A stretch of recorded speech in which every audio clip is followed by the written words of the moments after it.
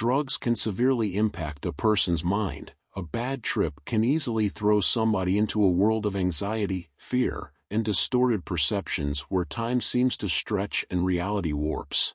A place where logically nothing seems real, but it feels real.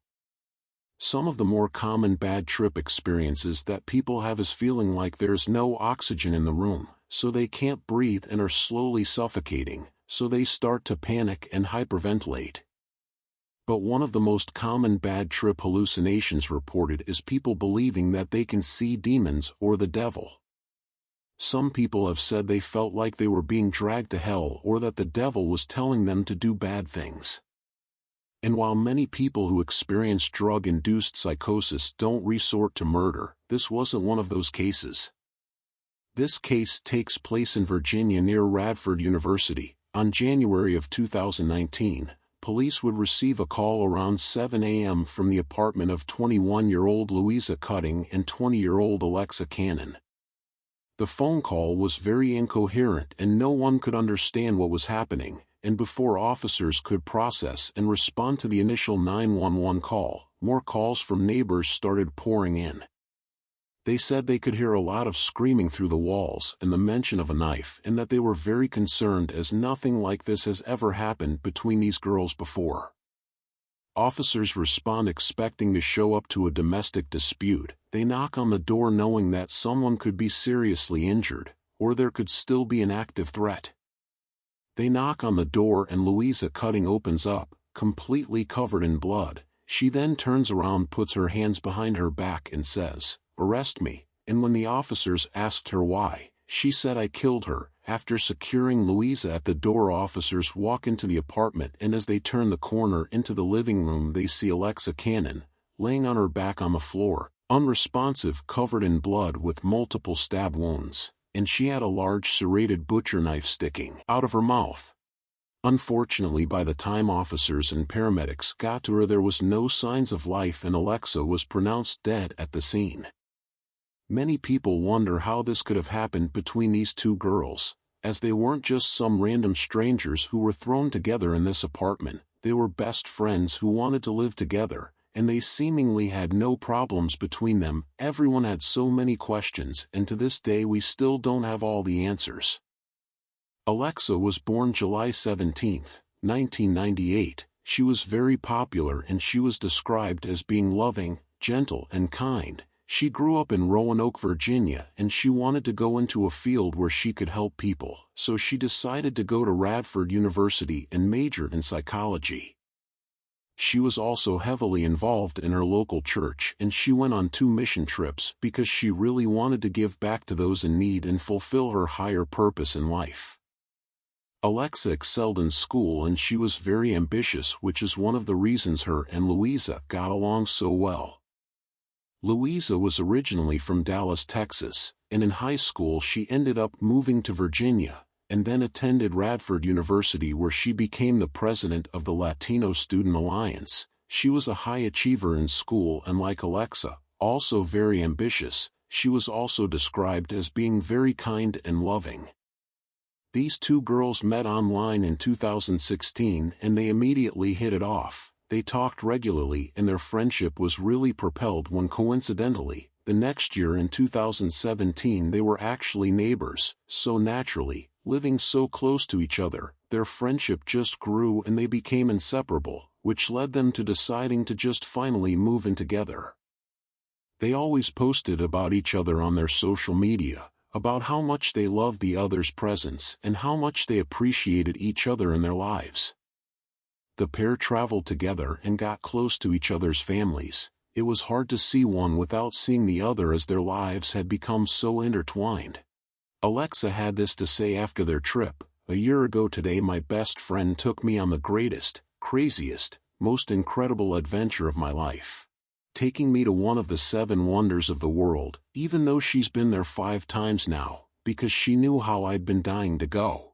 Now that's a best friend, having the adventure of a lifetime, and now in exactly a month now we are gonna be living together. Pray for us please and thank you."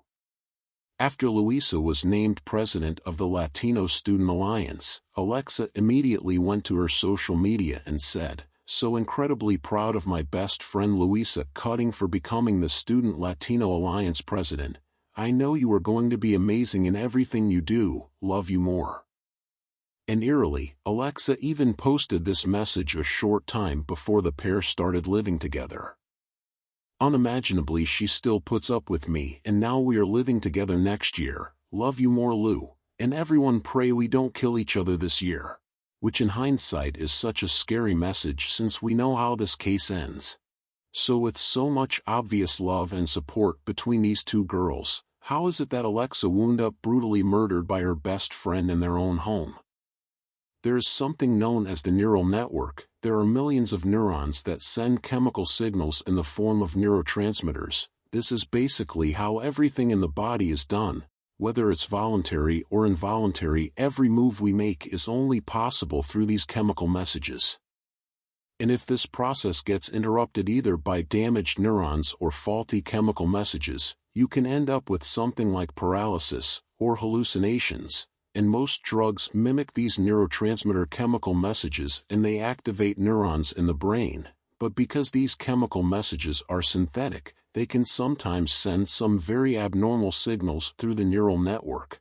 Certain drugs, alcohol, lack of sleep, or a combination of, can induce psychosis through the amplification of these chemical messages, and cause overstimulation of the neurons in the brain.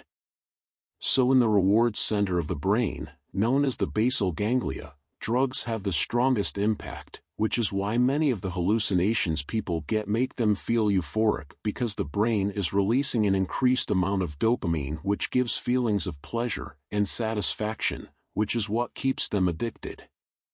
The extended amygdala, which is right next to the reward center, is responsible for anxiety, irritability, and general uneasiness, and it becomes very sensitive with drug use, and could also play a part in the negative feelings people experience during a bad trip.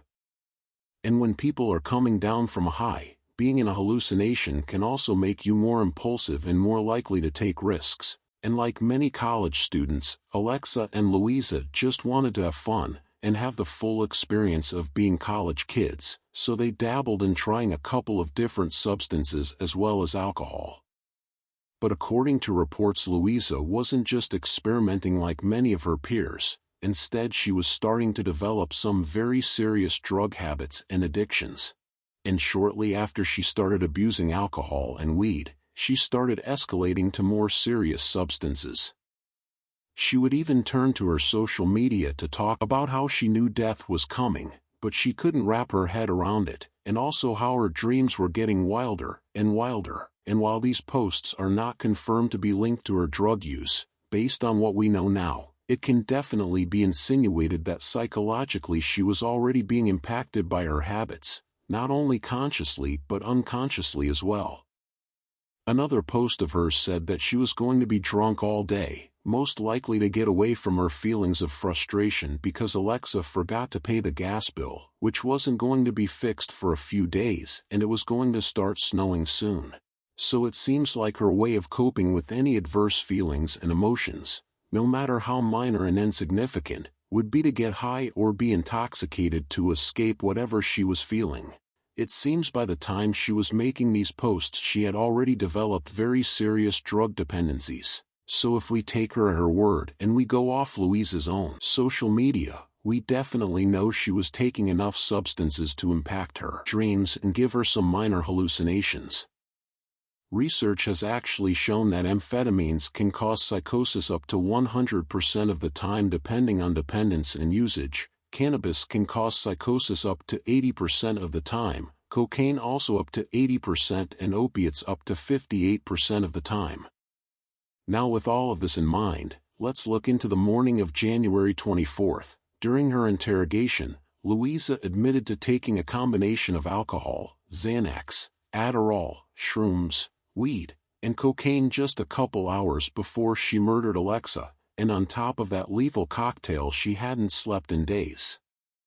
She admitted that by the time she got around to doing the cocaine, she was already experiencing some pretty severe hallucinations. She said that she saw the devil and she was doing cocaine with him, and of course because of all of the drugs she had taken, her memory was severely impacted. She said that everything from that morning was a blur, and she could only remember certain parts of what happened, and aside from her hallucination of doing drugs with the devil, she couldn't really remember anything. But she does know that she stabbed Alexa, and given the fact that she was hallucinating already, we might be able to make the assumption that maybe one of Louisa's hallucinations told her to do something to Alexa, as these girls didn't have many problems outside of the scope of what normal friends deal with. And this theory seems more plausible given the fact that it seems out of nowhere, without any provocation. Louisa just goes to the kitchen and grabs the biggest butcher knife she can find, then she just starts attacking Alexa in her drug-induced hallucination, resulting in her stabbing Alexa 30 to 40 times in the torso, ultimately leading to her death. And this is kind of all of the information that we have for the morning of Alexa's murder, because after Louisa's arrest she was super incoherent. Her behavior was so bizarre that the jail had to call for an emergency custody order, as they thought she was completely out of her mind. She kept on rambling over and over about the apocalypse, and citing Hail Mary in Spanish over and over, as well as trying to stick her whole hand into her mouth. So because of this, the emergency custody order of course was granted, and she was forced to spend 11 days in a psychiatric hospital and was released when she had come back to her senses. And during the entire time she was in the hospital and being interrogated, she never once denied killing Alexa. It is recorded multiple times on tape that she confessed that she did murder her best friend. But she of course had no motive, which is one of the things that makes this case super bizarre, but ultimately because she knew that she committed this crime against Alexa, she did end up pleading guilty to second-degree murder, and she was sentenced to 40 years in prison, and will have to serve 20 years before she is eligible for parole at the age of 44. She is also not to have contact with anyone in Alexa Cannon's family. And one thing about this case is that to me is such a breath of fresh air is the fact that for once, the killer actually took accountability and responsibility for what they did, and they were willing to be punished for it. Louisa decided to plead guilty because she didn't want to put Alexa's family through the trauma of a trial, and not once did she ever try to plead insanity, which I think she could have had a good case for, given how many drugs she was on that night. But she actually was remorseful for her actions, and she did write a statement to Alexa's family. Alexa's family also does seem to forgive her, maybe because as regular churchgoers that's what the Bible says to do, or maybe just because they know Louisa and understand the situation. At Alexa's memorial service at their church, Alexa's mother actually said that they should also be praying for Louisa, so it seems like they've forgiven her and they're just trying to move on. Well, that is it for this week's case. I will see y'all next time.